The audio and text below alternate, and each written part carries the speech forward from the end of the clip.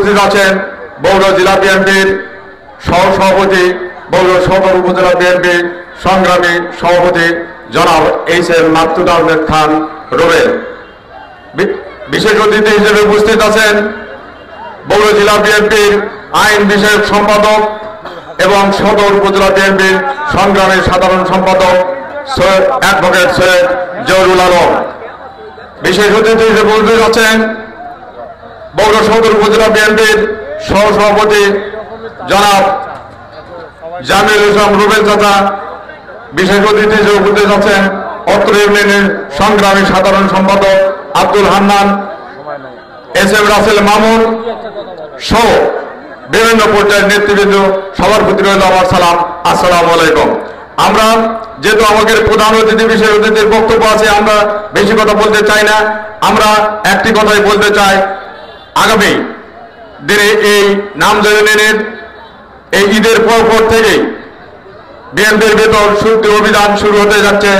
আপনারা সবাই একত্রিত থেকে দল গোছানোর কাজে মনোযোগ দেবেন এবং আমাদের সদর উপজেলা বিএনপির সম্মানিত সভাপতি নেতৃবৃন্দ যে নির্দেশনামূলক বক্তব্য দেবেন আমরা সেগুলো অক্ষরে অক্ষরে পালন করব এবং আগামী নির্বাচনের জন্য আমরা সবাই গ্রামে গঞ্জে ঝেঁপে পড়বো এবং প্রস্তুতি নেব যে আগামী নির্বাচন কিভাবে সুষ্ঠু এবং সফলভাবে করতে পারি।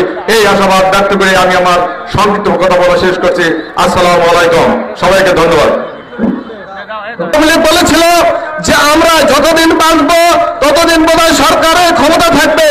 আসলে আল্লাহ বেশি বারকে পছন্দ করে না। দেখেন এমন ভাবে আল্লাহ তাদেরকে পতন করেছে। এই যে আপনার 5 নম্বর 6 নম্বর ওয়ার্ডের সাবেক সভাপতি, 6 নম্বর ওয়ার্ডের সভাপতি আওয়ামী লীগের, দেখেন উনি কিন্তু দেশত্যাগ, এলাকাটি নাই। 5 নম্বর ওয়ার্ড বিএনপির ইফতার মাহফিলের আমি সংক্ষিপ্তভাবে কথা বলে আমি আমার কথা বলা শেষ করব, যেহেতু সময় সংকীর্ণ। আমাদের প্রধান অতিথি উনি আমাদেরকে বক্তব্য রাখবেন, ওনার যে দিক নির্দেশনামূলক বক্তব্য রাখবেন আমরা সেগুলো ফলো করব এবং আমরা বিএনপি নেতৃবৃন্দ সেগুলো পালন করব। শুধু আপনারা জানেন, একটা কথাই বলতে চাই যে আমরা বিগত এই স্বৈরাচারী ফ্যাসিবাদ খুনি হাসিনার সরকারের সময়ে এভাবে আমরা এই নামজরমিনে এই ট্যাংরা স্কুল মাঠে আমরা একত্রিত হয়ে ইফতার মাহফিল তথা দোয়া মাহফিলে যে আমরা একত্রিত হয়ে এই বিএনপি কর্তৃক আমরা এইভাবে আয়োজন করব আমরা করতে পারি নাই।